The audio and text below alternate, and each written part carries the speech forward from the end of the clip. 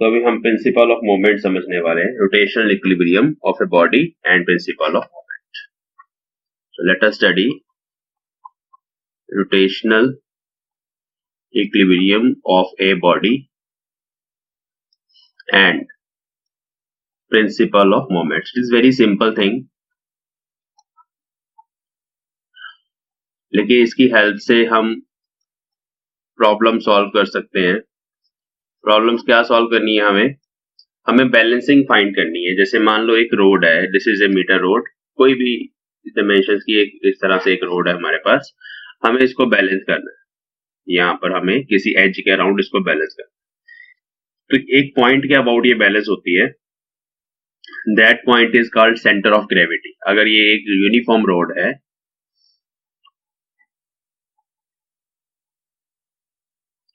तो एक पॉइंट होगा जो जनरली मिड पॉइंट होगा यूनिफॉर्म रोड के केस में, उसके अबाउट ये बैलेंस हो जाती है. बैलेंस क्यों हो जाती है? क्योंकि जब यहाँ पे टॉर्क लगेंगे या मोमेंट्स लगेंगी, they are equal and opposite. कैसे? देखो, मान लो आपने यहाँ पर एक मास रखा m1, ऐसे रखने के लिए है, इसका अपना मास भी हो सकता है. एक मास हमने यहाँ रखा m2, ठीक है जी. ये है फिक्स पॉइंट. यहाँ से लेके इस मास का जो डिस्टेंस है यहाँ तक, दैट इज r1, और ऐसे ही पॉइंट से लेके इस मास का डिस्टेंस है r2. अब यहाँ पर दोनों बॉडीज जो है वो टॉर्क जनरेट करेगी. देखो, ये एक मास है जिसका वेट लगेगा नीचे की तरफ m1g. ये फोर्स होगी ना डाउनवर्ड, और ये परपेंडिकुलर डिस्टेंस हो गया. ये फोर्स, ये परपेंडिकुलर डिस्टेंस, इसके कारण ये वाली रोड तो इस डायरेक्शन में घूमेगी, ऐसे नीचे आने की कोशिश करेगी. मतलब ये वाला जो मास है, it is producing anti clockwise moment. ठीक है, तो it is producing anti clockwise moment. Moment वही होता है, रोटेशनल मोशन को बोल देते हैं मोमेंट. इधर आ जाओ, ये दूसरा मास है, दैट इज m2, उसका वेट हो गया m2g. ये फोर्स हो गई, ये परपेंडिकुलर डिस्टेंस हो गया. तो perpendicular distance into force 90 degree का एंगल है, इसने अपनी एक मोमेंट प्रोड्यूस करनी है. लेकिन ये वाली जो मोमेंट है, ये इस रोड को ऐसे घुमाने की कोशिश करेगी, ऐसे, है ना, opposite to this, clockwise. It is producing एक क्लॉकवाइज मोमेंट. तो इस तरह से दो इक्वल एंड ऑपोजिट मोमेंट जब प्रोड्यूस हो जाएंगी, देखो ऑपोजिट तो ये है ही है, बट अगर ये इक्वल हो जाए, दोनों एक दूसरे के बराबर हो जाए, तो ये बॉडी बैलेंस हो जाएगी. It will be in rotational equilibrium. Rotational equilibrium क्या होता है? रोटेशनल इक्विलिब्रियम होता है कि when there is no motion, no rotational motion of a body, when there is no rotational motion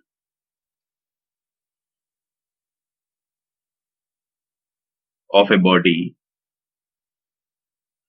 it is said to be in rotational equilibrium. Simple. ठीक है जी.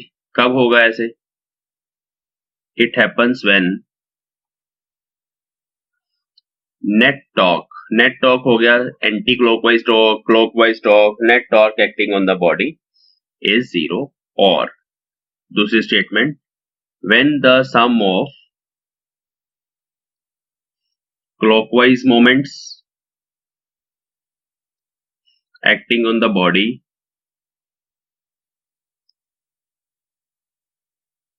is equal to the sum of anti-clockwise moments, the body is in rotational equilibrium. यही जो statement है, इसी को बोला जाता है principle of moment. This is called principle of moments.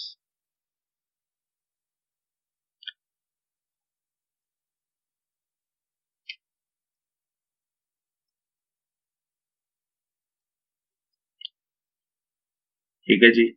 Okay, अब इस डायग्राम के लिए ये जो हमने डायग्राम लिखा है, यहाँ पर अगर ये बॉडी बैलेंस हो जाए, रोटेशनल इक्विलिब्रियम में आ जाए, तो उसका मतलब है कि इस फोर्स का टॉर्क इस फोर्स के टॉर्क के बराबर है. इसका टॉर्क कितना होगा? Perpendicular distance into force, that is r1 m1g. और दूसरे का टॉर्क कितना होगा? परपेंडिकुलर डिस्टेंस इनटू फोर्स, यहाँ थीटा कितना है 90 डिग्री, वो आपको देखने से पता चल रहा है थीटा 90 डिग्री है, तो मैंने नहीं लिखा।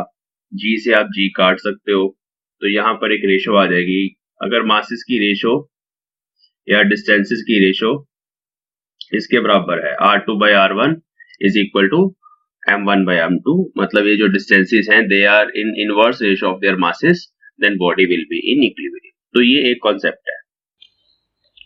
Read the question. तो एक कार है जो आपको नजर आ रही है, उसका वेट गिवन है 1800 kilograms. The distance between its front and the back axle, there is axle, ये एक्सल होता है, ये पीछे एक रोड लगी होती है, एक आगे वाला टायर होता है, एक पीछे वाला टायर, वहां एक्सल होता है। तो इस फ्रंट एक्सल और बैक एक्सल में जो डिस्टेंस है that is 1.8 metre. Center of gravity of the car is at the 1.05 meter behind the front axle. Find the force exerted by the level ground on each of the front wheel and each of the back wheel. तो ये हमें वहां पर जो forces ground exert कर रही है उन फोर्सेस को कैलकुलेट करना है। यहाँ ऐसे ग्राउंड है ना नीचे, तो एक यहाँ पे रिएक्शन फोर्स लगेगी और एक यहाँ पे रिएक्शन फोर्स लगेगी, उन दोनों रिएक्शन फोर्सेस को हमें कैलकुलेट करना है। ये फ्रंट मान लो, this is front, this is back, ठीक है। तो फ्रंट से कितनी दूरी पर सेंटर ऑफ ग्रेविटी बोला गया है 1.05 मीटर। ये एक पॉइंट है, इसको सी बोल देते हैं। What is centre of gravity? Centre of gravity किसी भी बड़ी बॉडी का ऐसा पॉइंट होता है जहां से उसका सारा वेट कंसंट्रेट करता है, मतलब जहां हम उसको बैलेंस कर सकते हैं। तो यहां मान लो इसका सीजी है, वहां से इस कार का वेट जो कि कितना है 1800 किलोग्राम, ये नीचे आ रहा है, ये वेट है, ये एक्चुअली मास है। इसको हम 9.8 से मल्टीप्लाई करेंगे तो फिर वेट आएगा न्यूटन्स में, वो हम करेंगे अभी कैलकुलेशंस में। तो कौन कौन सी फोर्सेस लग रही हैं? एक तो ये वेट लग गया नीचे की तरफ, एक यहाँ नॉर्मल रिएक्शन लग गई, अगले टायर पर भी लग रही है, पिछले पे भी लग रही है, और एक ये यहाँ नॉर्मल रिएक्शन लग गई, ये भी इधर वाले पे भी लग रही है, और इसके पीछे एक टायर है ना, इसके पीछे वहां पर भी लग रही है, ये वाली जो नॉर्मल रिएक्शन है। इन नॉर्मल रिएक्शंस को हम लिख लेते हैं, दिस इज RB मतलब बैक व्हील्स पे, दिस इज RF मतलब फ्रंट व्हील्स पे। तो ये सारी कहानी है। तो सबसे पहले हम करेंगे ट्रांसलेशनल इक्विलिब्रियम। ध्यान से समझना ट्रांसलेशनल इक्विलिब्रियम क्या होता है। ट्रांसलेशनल इक्विलिब्रियम का मतलब है कि ये कार जो है इस पे जो नेट फोर्सेस लग रही हैं in the vertical direction and in the horizontal direction, they are equal and opposite. अगर ऐसा होगा तो कार मूव नहीं करेगी, एक ही जगह पे खड़ी रहेगी। जैसे यहाँ पर आप देखो, एक ये फोर्स ऊपर लग रही है और एक ये फोर्स ऊपर लग रही है, इन दोनों फोर्सेस को कौन बैलेंस कर रहा है? वेट। तो I can write RF plus RB is equal to weight of the car. This is one equation. Solve कर लेंगे, RF प्लस RB, वेट कितना 1800 इंटू 9.8, इसको सॉल्व करेंगे तो ये आ जाएगा 17640 न्यूटन। तो इन दोनों रिएक्शंस का सम हमें मिल गया। हमें क्या फाइंड करना है? हमें यही दोनों फोर्सेस फाइंड करनी है actually, force exerted by the level road on each of the tyre, है ना। तो इन दोनों का सम हमें मिल गया 17640 न्यूटन। एक चीज हो गई। अब हमें इनको फाइंड करने के लिए एक और इक्वेशन चाहिए। उस इक्वेशन को हम फाइंड करते हैं फ्रॉम द रोटेशनल इक्विलिब्रियम। तो for rotational equilibrium of car क्या होना चाहिए? We balance the torques.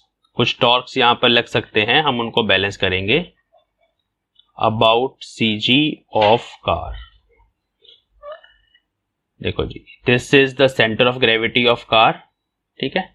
इसके अबाउट हमें बैलेंस कर देना है टॉर्क्स को। तो बहुत आसान है, एक ये फोर्स लग रही है ऊपर की तरफ, इसका perpendicular distance from the centre of gravity ये है हमारे पास। ये वाली फोर्स इस कार के ऊपर इस तरफ एक मोमेंट जनरेट कर सकती है, इधर को घुमाने की कोशिश करेगी। एक फोर्स ये लग रही है, एक फोर्स ये लग रही है कार के ऊपर। ये फोर्स जो है ये इस कार को ऐसे एंटी क्लॉकवाइज घुमा सकती है, बट ये कार तो स्टेशनरी है। मतलब इन दोनों फोर्सेस के जो टॉर्क हैं they are equal and opposite.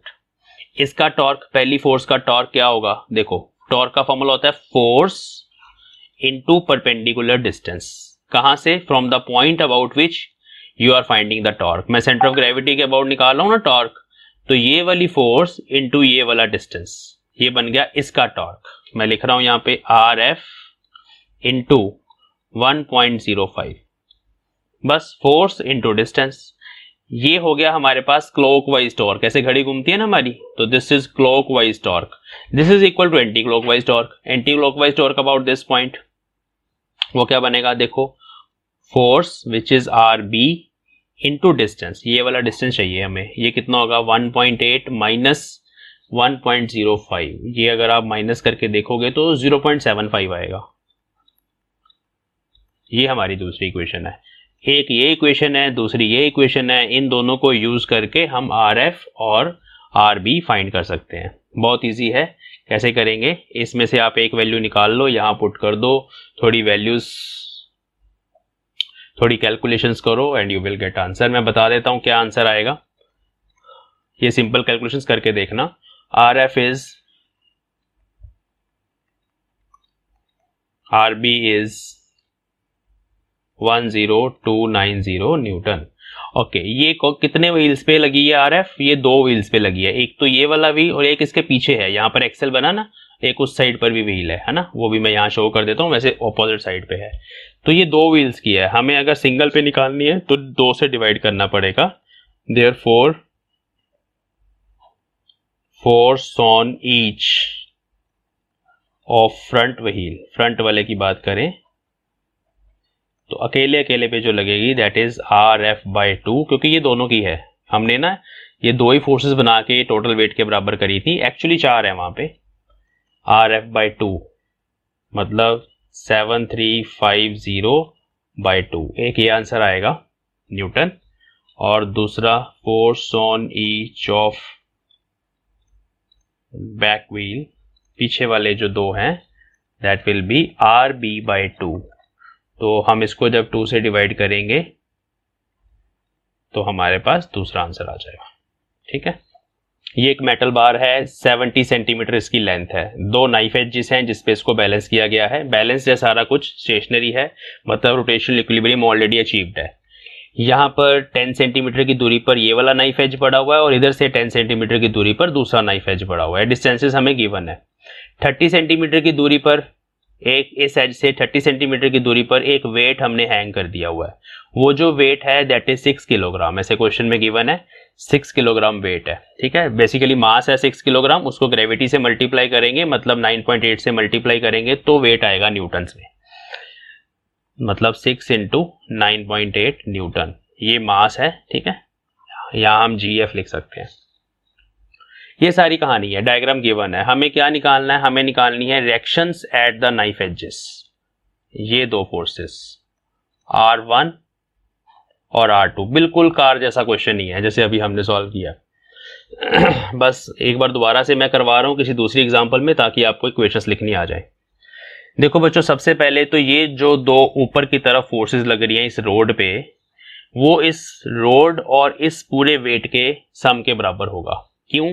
क्योंकि बेसिकली ये 2 फोर्सेस भी रोड पे लग रही हैं ऊपर की तरफ, और इस रोड का जो वेट है, अपना वेट, वो मैं यहां से बनाऊंगा सेंटर ऑफ ग्रेविटी से, इसका अपना CG होगा ना, ये मान लो CG है इसका, कितने सेंटीमीटर पे होगा, 35 सेंटीमीटर पे, वो हमने फाइंड किया हुआ है centre of mass of A road, homogeneous road mid point पे होता है ना, तो 35 सेंटीमीटर पे इसका सेंटर ऑफ ग्रेविटी होगा, वहां से इस रोड का भी वेट बनेगा। कितना है इसका मास, 4 kg, तो उसका वेट W2 जो होगा that will be 4 into 9.8 Newton.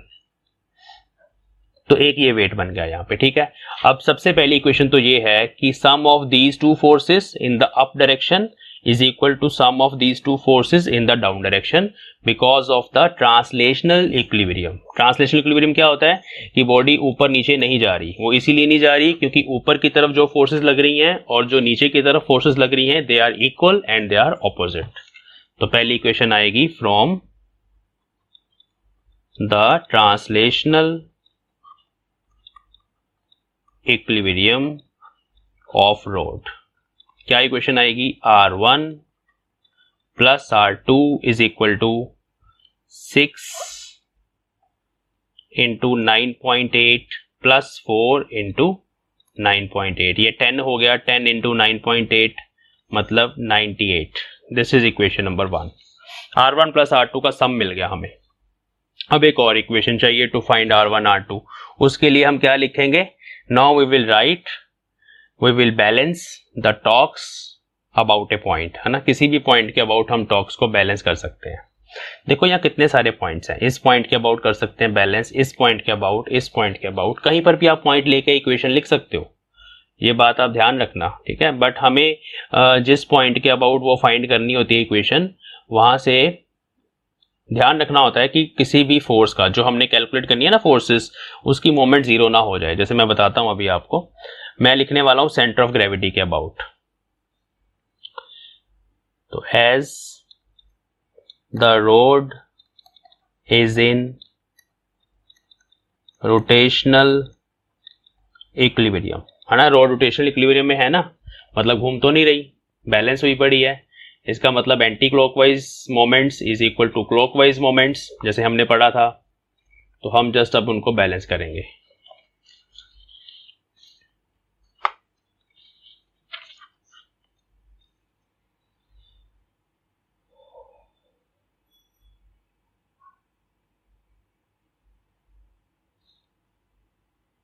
Therefore, balancing the moments about CG, ठीक है, सेंटर ऑफ ग्रेविटी के अबाउट हम उसको बैलेंस कर देते हैं। तो देखो इक्वेशन क्या बनेगी, ये CG है, इसका डिस्टेंस, इस पॉइंट का डिस्टेंस यहां से हमें चाहिए to write the moment of this force, ये फोर्स, ये परपेंडिकुलर डिस्टेंस, समझ रहे हो, इस पॉइंट से इस फोर्स का ये लाइन ऑफ एक्शन आप ऐसे बना के देख लिया करो स्टार्टिंग में, बाद में आपको पता चलेगा। इस फोर्स का परपेंडिकुलर डिस्टेंस लेना हमें यहाँ से, सीधी सी बात है। और ये परपेंडिकुलर डिस्टेंस कितना है, तो यहाँ से लेकर यहाँ तक 35 सेंटीमीटर है। जैसे मैंने बताया ये मिड पॉइंट है 70 सेंटीमीटर का, यहाँ से लेकर यहाँ तक 35 है, और 10 ये है, तो 10 माइनस कर देंगे 25 बचेगा, 25 सेंटीमीटर है ये, ठीक है। तो हम एक इक्वेशन लिखेंगे R1 इंटू 25 सेंटीमीटर्स, उसको मैं ना मीटर्स में कन्वर्ट कर रहा हूँ, ये इसकी मोमेंट हो गई। This is A clockwise moment, ऐसे ये इस रोड को ऐसे क्लॉकवाइज घुमाएगी। अच्छा, और कोई क्लॉकवाइज मोमेंट अगर मैं इसको देखूं, ये वाला वेट देखूं, ये पॉइंट है, ये पॉइंट है और ये वेट है, तो ये तो एंटी क्लॉकवाइज मोमेंट होगी, ये नीचे की ऐसे घुमाएगा। ये वाला वेट W1 इस रोड को ऐसे घुमाने की कोशिश करेगा। R2 को देखें तो R2 भी इस रोड को ऐसे घुमाने की कोशिश करेगा अबाउट दिस पॉइंट। ये आप समझ पा रहे हो ना, ये परपेंडिकुलर डिस्टेंस और ये फोर्स, तो ये एंटी क्लॉकवाइज चलेगा, ये भी एंटी क्लॉकवाइज चलेगा, सिर्फ यही क्लॉकवाइज था। एक और है CG वाला वेट, है ना, उसको क्यों नहीं ले रहे, उसको भी लेंगे, बट उसका परपेंडिकुलर डिस्टेंस इस पॉइंट से 0 है, तो there is 0 moment of this force. तो अबाउट CG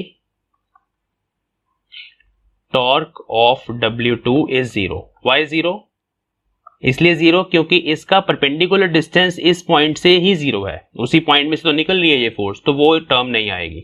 तो सीधी सी बात है, this is clockwise moment is equal to sum of anti clockwise moments. एक इसकी लिखनी है हमें, वो होगा R2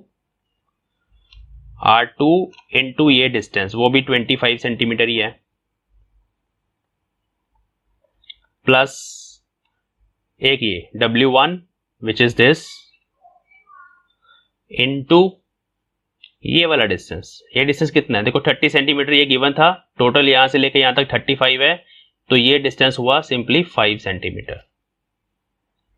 चलिए, ये वाला डिस्टेंस 5 सेंटीमीटर है ना, तो इट इज 0.05 मीटर्स, मीटर्स में लिखना है, सारे यूनिट सेम रखने हैं।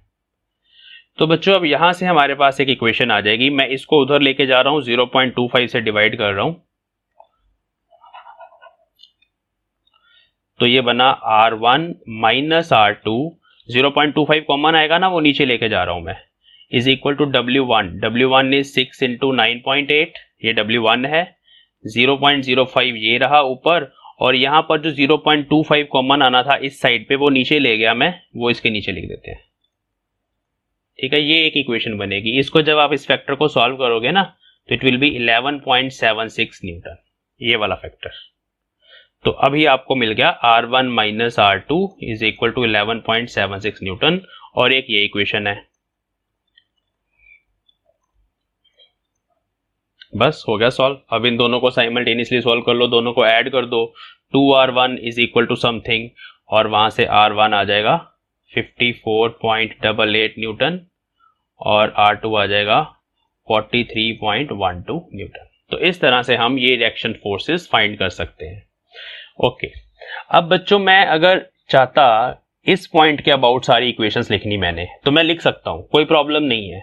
रहेगा रोटेशनल इक्विलिब्रियम, सारे फोर्सेस जो है आपस में एक दूसरे के बराबर होंगी, एंटी क्लॉकवाइज क्लॉकवाइज मोमेंट्स एक दूसरे के बराबर होंगी, बट r1 वाली टर्म जीरो हो जाएगी। क्यों? क्योंकि r1 तो इस पॉइंट में से ही निकल रहा है ना, इस पॉइंट से इस फोर्स का डिस्टेंस ये वाला, ये है 30 सेंटीमीटर की दूरी, ये है 10 सेंटीमीटर की दूरी, तो ये बनी 20 सेंटीमीटर की दूरी। ठीक है, तो इस पॉइंट के अबाउट W1 की मोमेंट आती W1 इंटू 20 सेंटीमीटर, सेंटीमीटर में लिख देता हूं, अभी बाद में मीटर में कन्वर्ट कर लेंगे। ये वाली जो फोर्स है वो इस तरह इसको घुमाने की कोशिश करती, मतलब क्लॉकवाइज मोमेंट है ये। W2 जो है उसकी मोमेंट भी क्लॉकवाइज है। उसका डिस्टेंस कितना है W2 का, यहां से लेके यहां तक डिस्टेंस लेना आपको। ये 10 है, यहां से लेके यहां तक 35 है, तो हमें सिर्फ इतना चाहिए 25। तो मैं इसमें ऐड करता W2 इंटू 25 सेंटीमीटर, मीटर में बाद में कन्वर्ट करते रहेंगे, इज इक्वल टू इसकी मोमेंट इस पॉइंट के अबाउट, ये ऊपर लग रही है फोर्स, ऊपर फोर्स लगने का मतलब है एंटी क्लॉकवाइज मोमेंट होगी, तो इसलिए ये clockwise moments is equal to this anti clockwise moment R2 into ये डिस्टेंस यहां से लेके यहां तक, कितना 10 तो माइनस हो गया, 10 इधर से माइनस हो गया, 20 चला गया, ये डिस्टेंस कितना बचा 50, तो R2 इंटू, अगर आप इस इक्वेशन को भी सॉल्व कर लोगे ना, आपके पास देखो W1 भी है, W2 भी है, ये डिस्टेंसेस भी हैं, इस इक्वेशन को डायरेक्टली सॉल्व करके भी आप R2 निकाल सकते हो। ऐसे ही जब आप इसके अबाउट मोमेंट्स लिखोगे, फिर एक इक्वेशन आएगी उसमें सिर्फ R1 बचेगा, ठीक है, और उस इक्वेशन को डायरेक्टली सॉल्व करके आप R1 फाइंड कर सकते हो। तो वो एक और मेथड है, वहां से भी हम क्वेश्चन को सॉल्व कर सकते हैं। तो ये एक लेडर है 3 मीटर लॉन्ग, इस तरह से बैलेंस हो रखी है, ये 1 मीटर साइड है, मतलब यहाँ ये फुट जो है लेडर का that is at 1 metre from the wall, और वॉल इज फ्रिक्शनलेस। यहाँ पे मेंशन्ड है क्वेश्चन में वॉल फ्रिक्शनलेस है, बट यहाँ पे फ्रिक्शन है, ठीक है। It rest on the floor from the wall as shown. Find the reaction forces, find the reaction forces of the wall and the floor, ठीक है। यहाँ फ्रिक्शन है नीचे, इट इज गिवन, वो शायद मैं लिखना भूल गया। चलो, तो हमें क्या करना है, हमें फाइंड करनी है रिएक्शन फोर्सेस। कहाँ की रिएक्शन फोर्सेस? वॉल की और फ्लोर की। ये एक वॉल है और ये एक फ्लोर है। चलो फोर्सेस ड्रॉ करते हैं पहले। देखो, एक तो इस लेडर का अपना वेट होगा, वो मिड पॉइंट से लगता है। जैसे ये लेडर है ना, ये टोटल 3 मीटर है, तो ऊपर से यहाँ तक 1.5 मीटर की दूरी पे नीचे की तरफ W लगेगा, वेट लगेगा। ध्यान रखना कि ये जो वेट होता है सेंटर ऑफ ग्रेविटी से लगता है, मिड पॉइंट से लगता है। तो एक फोर्स होगी W। रिएक्शन फोर्सेस बनाते हैं। एक रिएक्शन फोर्स यहाँ बनेगी नॉर्मल रिएक्शन, उसको हम N बोल देते हैं। और क्योंकि ये ऐसे इधर खिसकने की कोशिश कर रही है, ऐसे बैलेंस करा हुआ ना, तो एक्चुअली अगर ये खिसक जाए तो किधर जाएगी? ये वाला जो हिस्सा है लेडर का वो इस तरफ जाएगा, तो फ्रिक्शन फोर्स इसके ऑपोजिट लगेगी। फिर यहाँ एक फ्रिक्शन फोर्स भी लग रही है स्मॉल f, दो फोर्सेस यहाँ लग रही है, ठीक है। एक नॉर्मल रिएक्शन और एक ये फ्रिक्शन फोर्स, यहाँ दोनों लग रही है। इस पॉइंट पे फ्रिक्शन नहीं लग रही क्योंकि जो वॉल है दैट इज फ्रिक्शनलेस, तो यहाँ सिर्फ और सिर्फ नॉर्मल रिएक्शन लग रही है। उस नॉर्मल रिएक्शन को हम F1 बोल देते हैं, ठीक है। चलो, तो ये F1 और ये दो फोर्सेस है ना, हमें रिएक्शन फोर्सेस निकालनी है। वॉल की रिएक्शन फोर्स सिर्फ F1 है, उसको हम फाइंड कर लेंगे किसी तरीके से। लेकिन यहाँ फुट पे जो रिएक्शन फोर्स लग रही है, नेट रिएक्शन फोर्स, वो इन दोनों फोर्सेस का रिजल्टेंट होगी। क्यों रिजल्टेंट? इसलिए होगी क्योंकि दोनों ही कॉन्टैक्ट फोर्सेस हैं, दोनों फुट पे लग रही हैं, तो रिजल्टेंट ऐसे निकलेगा। इस तरह से हम पैरेललोग्राम कंप्लीट करके नेट फोर्स बना सकते हैं किसी डायरेक्शन में, that is the reaction force. उसको F2 बोल देते हैं हम, ठीक है, उसको F2 बोल देते हैं। बेसिकली हमें F1 और F2 ये दोनों फोर्सेस निकालनी है। F1 कैसे निकालते हैं? देखो, हमें यहाँ पे क्या करना है, पहले ये फोर्स बाद में बनाएंगे। मैं जस्ट यहाँ पे लिख देता हूं कि let F1 is reaction force on ladder by wall, ठीक है, ये वॉल वाली है। F2 is reaction force on ladder by floor, ठीक है। और F2 जो होगी that will be equal to under root this force plus this force, दोनों का स्क्वायर करके हमें ऐड करना है। ऐसा क्यों किया? क्योंकि ये दो फोर्सेस हैं 90 डिग्री पे, इन दोनों का रिजल्टेंट जो होगा that will be the net contact force here. तो हमें F1 और F2 फाइंड करना है बच्चों, ठीक है। चलो कैसे करेंगे? इसके लिए हम वो ट्रांसलेशनल इक्विलिब्रियम की इक्वेशन और रोटेशनल इक्विलिब्रियम दोनों की इक्वेशन लिखेंगे। देखो पहले हम ट्रांसलेशनल इक्विलिब्रियम को डिस्कस करते हैं। ट्रांसलेशनल इक्विलिब्रियम क्या करते हैं इसमें हम total horizontal forces, net horizontal force देख लेते हैं और नेट वर्टिकल फोर्स देख लेते हैं। अब जैसे कि ये लेडर बैलेंस है तो इस पे जो हॉरिजॉन्टल फोर्सेस लग रही हैं वो एक दूसरे को बैलेंस कर रही हैं और जो वर्टिकल फोर्सेस लग रही है वो भी एक दूसरे को बैलेंस कर रही है। ध्यान से देखेंगे वर्टिकल फोर्सेस पहले देखो, N ऊपर की तरफ लग रहा है ना, ये एक वर्टिकल फोर्स है। उसके ऑपोजिट W नीचे की तरफ लग रहा है, ये भी एक वर्टिकल फोर्स है। ये दोनों फोर्सेस इक्वल एंड ऑपोजिट होनी चाहिए because it is stationary, ladder is at equilibrium, इसलिए ये दोनों फोर्सेस हम इक्वेट कर सकते हैं N is equal to W, ये इक्वेशन बनेगी। हॉरिजॉन्टल फोर्सेस कौन सी हैं? देखो एक F1 है जो इस तरफ लग रही है और एक ये स्मॉल f है जो इस तरफ लग रही है, ये हॉरिजॉन्टल फोर्सेस हैं, ये भी बराबर होनी चाहिए। तो F1 is equal to small f, ये दो इक्वेशंस मिल गई, ठीक है। मतलब चलो F1 तो हमें मिल गया, अगर हमें f मिल जाए स्मॉल f तो हम वहां पर F1 निकाल सकते हैं, ठीक है। चलिए तो अब बेसिकली स्मॉल f को फाइंड करने के लिए F1 चाहिए, या ऐसे बोल सकते हैं, कैसे निकालेंगे? इक्वेशन 1 इक्वेशन नंबर 2, ठीक है। यहां हम लिख देते हैं फ्रॉम वर्टिकल डायरेक्शन, ठीक है, और ये आया फ्रॉम हॉरिजॉन्टल।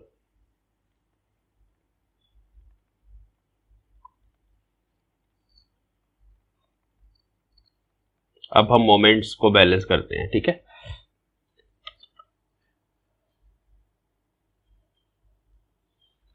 तो let us consider for rotational equilibrium, let us balance the moments about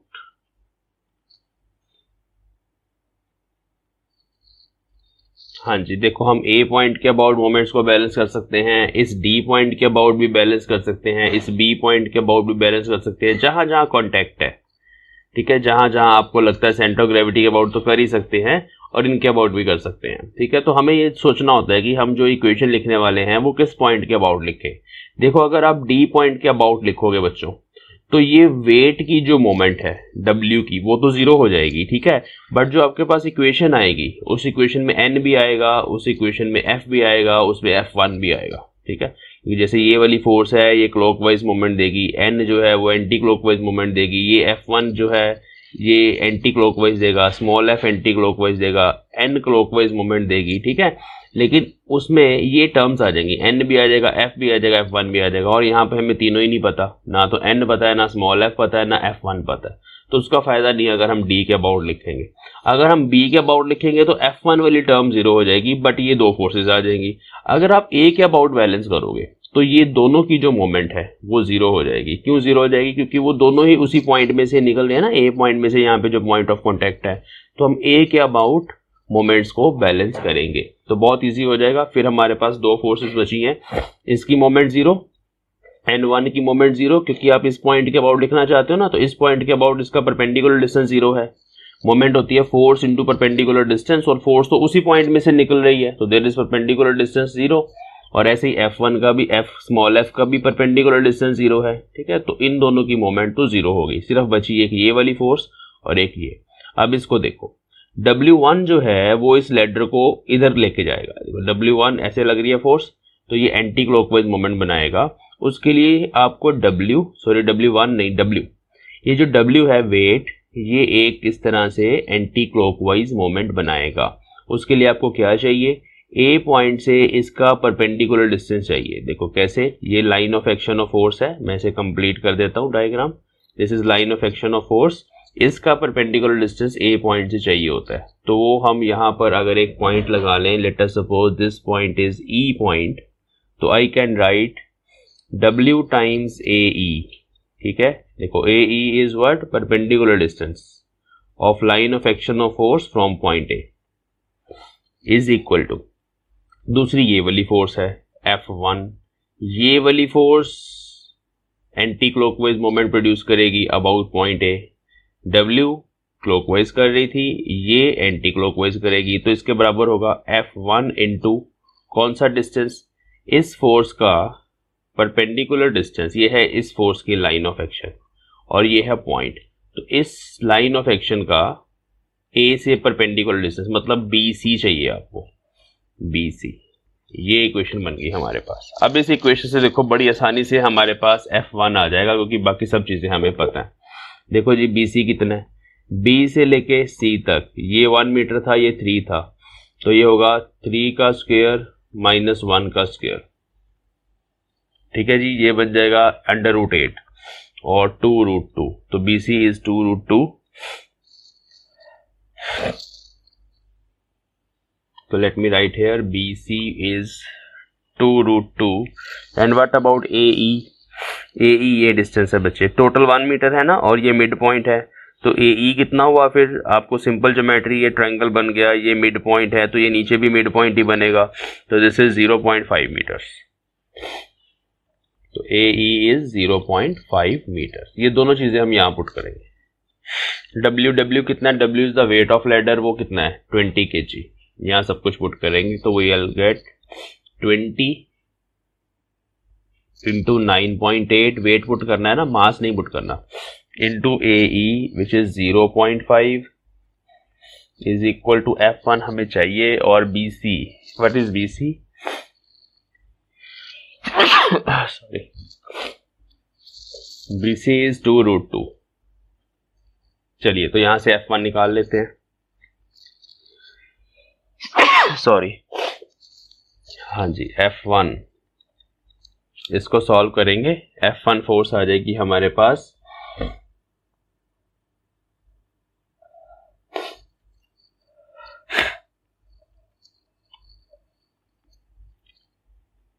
34.6 Newton, ठीक है जी। तो F1 मिल गया, देयरफॉर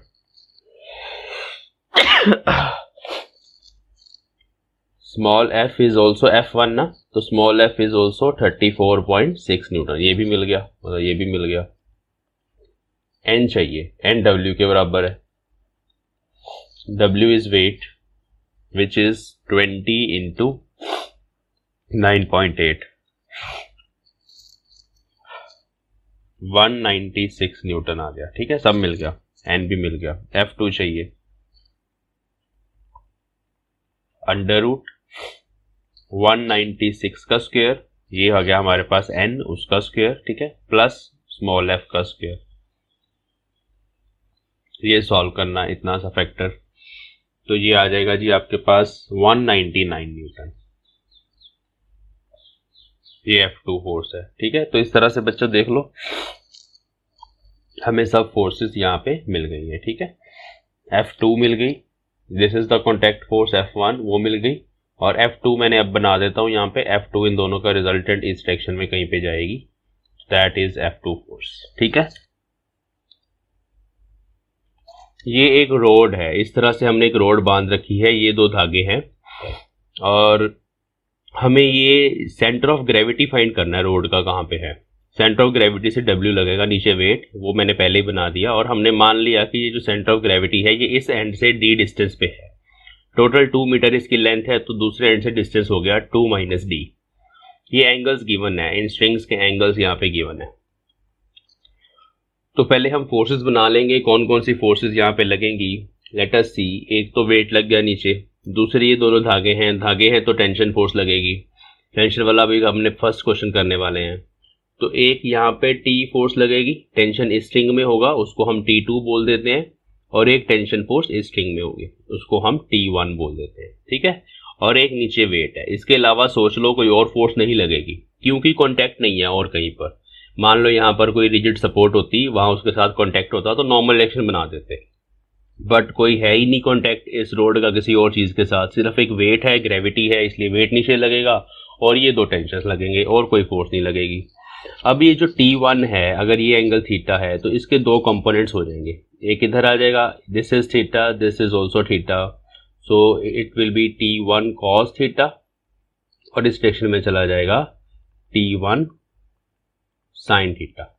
सिमिलरली T2 के लिए इसको θ1 मान लेते हैं, इस एंगल को θ1 मान लेते हैं, तो ऐसे लिखना आसान रहेगा। इसको θ2 मान लो और ये T2 है, तो ये भी एंगल θ2 बनेगा फिर, ठीक है। इस डायरेक्शन में हमारे पास आ जाएगा T2 cos थीटा ऊपर की तरफ, और इस हॉरिजॉन्टल डायरेक्शन में आ जाएगा T2 sin theta.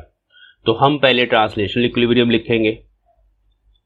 For translational equilibrium उसकी कंडीशन लिखेंगे हम पहले। उसके लिए क्या करना है, वर्टिकल फोर्सेस को बैलेंस करना है और हॉरिजॉन्टल फोर्सेस को बैलेंस करना है। वर्टिकल फोर्सेस हैं T1 cos theta 1 plus T2 cos theta 2, ये दोनों, ये ऊपर is equal to downward force, ये वर्टिकल फोर्सेस हैं सारी, इज इक्वल टू W। एक ये इक्वेशन आ गई हमारे पास। दूसरी इक्वेशन हमारे पास आ जाएगी हॉरिजॉन्टल वाली, वो आएगी हॉरिजॉन्टल फोर्सेस, देखो एक T1 sin थीटा 1 है और एक T2 sin थीटा 2 है, तो ये तो वैसे ही बराबर है और कुछ है ही नहीं वहां पे, ये दोनों आपस में एक दूसरे के बराबर है। दूसरी इक्वेशन ये हमारे पास आ गई, दोनों काम की इक्वेशंस हैं। अब हम लिखेंगे रोटेशनल इक्विलिब्रियम। तो रोटेशनल इक्विलिब्रियम के लिए हम सेंटर ऑफ ग्रेविटी के अबाउट बैलेंस करेंगे फोर्सेस को। यहाँ पे मान लेते हैं कहीं पे ये जो पॉइंट है, this is centre of gravity. तो फॉर रोटेशनल इक्विलिब्रियम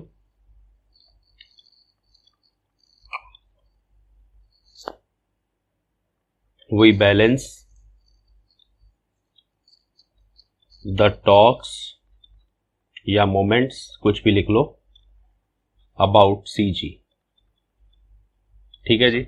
चलो कौन कौन सी फोर्सेस, देखो ये वाली फोर्स तो सेंटर ऑफ ग्रेविटी में से ही निकल रही है। There is no perpendicular distance of T1 sin theta from C, है ना। देखो ये इसका लाइन ऑफ एक्शन है और वो तो C पॉइंट में से ही निकल रहा है, तो उस केस में इसकी मोमेंट जीरो, T2 की भी मोमेंट जीरो, W की भी मोमेंट जो है इस पॉइंट के अबाउट दैट इज जीरो। क्यों W की मोमेंट क्यों जीरो, W खुद भी तो C पॉइंट में से निकल रहा है ना, तो उसका perpendicular distance from the point C is zero, तो मोमेंट भी जीरो हो गई। सिर्फ दो फोर्सेस हैं, एक है T1 cos थीटा, एक है T2 cos थीटा, जिनका कुछ परपेंडिकुलर डिस्टेंस है। जैसे ये T1 cos थीटा है, ये उसका लाइन ऑफ एक्शन है, उसका perpendicular distance from the C is D, तो I will write T1 cos theta 1 into D is equal to, ये मोमेंट बन गई ना, परपेंडिकुलर डिस्टेंस इंटू फोर्स, ये बनी क्लॉकवाइज मोमेंट, ये इस रोड को ऐसे घुमाएगी, और दूसरी मोमेंट एंटी क्लॉकवाइज बनेगी, that will B T2 cos theta 2, यहाँ थीटा 2 जाइए, cos थीटा 2 इंटू डिस्टेंस, ये परपेंडिकुलर डिस्टेंस जो है दैट इज 2 माइनस D। तो अब देख लो दो इक्वेशंस कोई आपके काम आ जाए, मेरे काम ये वाली दो आ सकती है, मुझे ऐसा लग रहा है कि ये दो इक्वेशंस काम में आ सकती हैं, क्योंकि ये दोनों क्या करेंगी, अगर मैं इन दोनों को डिवाइड कर दूंगा, T1 कट जाएगा, tan थीटा समथिंग वहां पे कुछ आ जाएगा, तो हम इसको लिख लेते हैं इक्वेशन 1, इसको लिख लेते हैं 2। सॉल्व करने के लिए लेट अस डिवाइड, हम 2 by 1 करेंगे, 2 by 1 करेंगे, तो T1 कट गया, cos upon sine is cotangent, cotangent theta 1 into D, यहाँ T2 से T2 कट गया, फिर आ गया cotangent theta 2 into 2 minus D, है ना। हम क्या फाइंड करना चाहते हैं, हम फाइंड करना चाहते हैं D, तो वैल्यूज पुट कर दो। कोटेंजेंट ऑफ थीटा 1 36.9, 36.9, हाँ 36.9 degree into D is equal to cotangent of theta 2 which is 53.1 degree into 2 minus D। तो ये जो वैल्यूज है ना, ये वही ट्रायंगल है हमारा फेमस वाला ट्रायंगल, जिसमें ये साइड 4 होती है, ये साइड नहीं, ये साइड 3 होती है, ये 4 होती है, ये 5 होती है, ठीक है ना, और ये एंगल थीटा होता है, बिल्कुल ऐसे ही होता है। ये 36.9 या हम 37 डिग्री लेके चल रहे हैं अप्रोक्सीमेटली ना, 37 डिग्री, ये वाला एंगल होता है 53 डिग्री, और इन दोनों का जोड़ ये वाला एंगल 90 डिग्री हो जाता है। ठीक है, तो बस यहाँ से हम फाइंड कर लेंगे cotangent of 37, cotangent is base upon perpendicular which is 4/3, तो यहाँ आ गया 4/3 into D is equal to cotangent of 53, अगर 53 को एंगल मान ले थीटा, तो उसके लिए base upon perpendicular is cotangent, perpendicular by base is tan theta, base by perpendicular is cotangent theta, तो 3/4 आएगा यहाँ पे, 3/4 है ना, यही आएगा इंटू 2 माइनस डी। वैल्यूज देख लो जरा, यही है ना, हाँ बिल्कुल यही है। सॉल्व कर लेते हैं इसको, सॉल्व करके हमारे पास डी आ जाएगा 18/25, आप कर लेना। हमें डिस्टेंस मिल गया उसका, इट इज 0.72 मीटर्स। एक ना फिनोमिना होता है टॉपलिंग, आज हम उस टॉपलिंग को समझेंगे, बहुत इजी है। कह रहा है एक क्यूबिकल बॉक्स है, उसकी साइड L है, it is rest on the surface on rough horizontal surface with coefficient of friction mu. ठीक है, ऐसे रेस्ट पे है, एक हॉरिजॉन्टल फोर्स हमने F अप्लाई करी है on the block as shown, तो इस एज पे फोर्स लगा रहे हैं। ठीक है, फोर्स कहाँ लगा रहे हैं, एट द एज, ये बड़ी इंपॉर्टेंट चीज है, नई चीज है एकदम। तो अगर म्यू बहुत ज्यादा बड़ा है, कह रहा है mu is sufficiently high so that the block does not slide, मतलब म्यू यहाँ फ्रिक्शन बहुत ज्यादा है कि ब्लॉक स्लाइड नहीं कर पा रहा इस फोर्स के कारण बिफोर टॉपलिंग, टॉपलिंग से पहले। Then what is the minimum force required to topple the block, इसको टॉपल करने के लिए मिनिमम फोर्स कितनी चाहिए। देखो टॉपलिंग क्या होती है, ये ब्लॉक ऐसे इस पॉइंट के अबाउट ऐसे घूम जाए, ऐसे रोटेट कर जाए, दैट इज कॉल्ड टॉपलिंग। कब रोटेट करेगा, अगर तो बच्चों आप फोर्स लगाओगे सेंटर ऑफ मास पे या सेंटर ऑफ ग्रेविटी पे, तो फिर तो ये ब्लॉक स्ट्रेट लाइन मोशन में जाता है और ये करता है स्लाइड। उस केस में ब्लॉक क्या करता है, स्लाइड करता है। जैसे कि हम न्यूटन्स लॉज ऑफ मोशन में ये काम करते ही थे, आमतौर पे हम फोर्स अप्लाई करते थे और अगर इसका मास m है तो ब्लॉक का एक्सेलरेशन हो जाता है F/m, सिंपल सा काम है, हम करते थे। लेकिन क्योंकि फ्रिक्शन फोर्स भी है वहां पे स्लाइड करेगा, तो ऑपोजिट डायरेक्शन में फ्रिक्शन फोर्स भी लगेगी, तो F माइनस F/m होगा एक्सेलरेशन इस केस में। ये तो न्यूटन्स लॉ में करते थे। अब लेकिन अगर हम इस फोर्स को सेंटर ऑफ ग्रेविटी से थोड़ा ऊपर लगा दें, यहां बना के दिखाता हूं आपको, मैं बिल्कुल एज पे नहीं जा रहा, थोड़ा ऊपर ले आए हैं हम फोर्स को। ठीक है, तो इस line of action of force का यहां से एक परपेंडिकुलर डिस्टेंस है। ठीक है, नंबर 1। नंबर 2, फ्रिक्शन फोर्स भी लग रही है वहां पे, फ्रिक्शन फोर्स यहां लग रही है, उस फ्रिक्शन फोर्स का भी देखो ये लाइन ऑफ एक्शन है, उसका भी सेंटर ऑफ मास से कुछ परपेंडिकुलर डिस्टेंस है, तो ये दोनों फोर्सेस मिलकर एक क्लॉकवाइज टॉर्क को जनरेट करेंगी, एक क्लॉकवाइज टॉर्क इस ब्लॉक पे लगेगा। एक फोर्स रहेगी जो अभी हमने नहीं बनाई, एक तो है वेट W, वो तो हमेशा लगता है सेंटर ऑफ मास में से ही, वो यहीं से लगेगा। लेकिन एक और फोर्स है नॉर्मल डायरेक्शन। जब हम इस फोर्स को सेंटर पे लगाने की बजाय ऊपर लेके जाते हैं ना, तो जो यहाँ प्रेशर पड़ता है, जो कॉन्टैक्ट होता है, वो कॉन्टैक्ट C से शिफ्ट होके आगे चला जाता है। मतलब जो नॉर्मल रिएक्शन होती है वो भी C से नहीं निकलती, इस केस में तो नॉर्मल रिएक्शन C से ही निकलती है जब ये स्लाइड करता है। वेट तो चलो वैसे ही C से बनना होता है, तो ये सारी कहानी यहाँ बन जाती है। हम N को W के साथ बैलेंस कर देते हैं और आगे फोर्स को हम यूज करके एक्सेलरेशन निकाल लेते हैं। लेकिन इस केस में जो नॉर्मल डायरेक्शन होती है बच्चों, वो आगे शिफ्ट हो जाती है, वो C में से नहीं निकलती, यहाँ कहीं और पॉइंट पे शिफ्ट हो जाती है। जितना हम F को ऊपर ले जाएंगे उतनी नॉर्मल डायरेक्शन इस तरफ शिफ्ट हो जाएगी।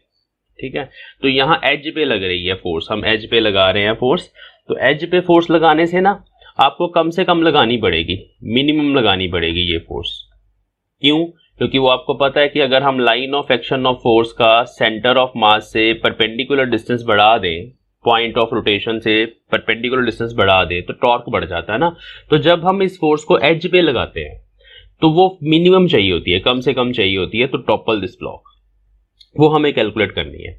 तो इसमें हम सारी फोर्सेस बना लेते हैं, जैसे मैंने अभी बनाई है, दोबारा बना लेते हैं। एक तो ये F है, एज पे लगानी पड़ेगी to find the minimum force. दूसरा यहाँ पर फ्रिक्शन फोर्स लगानी पड़ेगी, ये भी इसको क्लॉकवाइज घुमाएगा और कैपिटल F भी इसको क्लॉकवाइज घुमाएगा, इन दोनों की मोमेंट हो जाएगी क्लॉकवाइज। लेकिन यहाँ पर एक और फोर्स है, वो है W की मोमेंट जीरो होगी अबाउट पॉइंट C, वो इसलिए जीरो होगी क्योंकि वो तो उसी में से पास कर रहा है। बट एक और फोर्स है यहाँ पे जो इस एज पे लगेगी, N, नॉर्मल डायरेक्शन। रुक जाओ जरा, इसको थोड़ा रब कर दे। हाँ, एक और फोर्स है यहाँ पे जो यहाँ लगेगी, it is N, normal direction. ठीक है, तो जितना आप कैपिटल एफ को ऊपर शिफ्ट कर दोगे उतना इधर से शिफ्ट हो जाएगा। तो ये सारी कहानी है और कुछ नहीं है, ठीक है। चलिए तो बस हम लिख लेते हैं। अब आपको कैपिटल एफ फाइंड करना है ना, तो उसको फाइंड करने के लिए let me right one statement. तो व्हेन, यहां लिखते हैं एक स्टेटमेंट, पावरफुल स्टेटमेंट,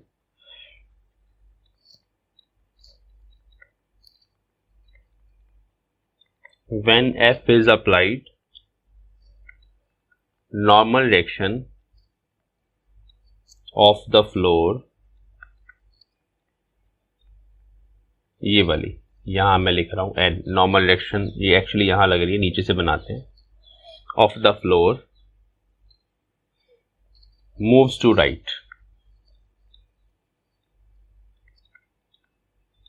मैं इस डायग्राम की बात कर रहा हूं कि जब हम एफ अप्लाई करेंगे normal direction right side move कर जाती है। हम चाहते हैं minimum force, for F to be minimum N reaches the edge, ठीक है। एन जो है इस एज पे आ जाना चाहिए, ये हमारी कहानी है, ठीक है। चलो अब हम क्या करेंगे, नाउ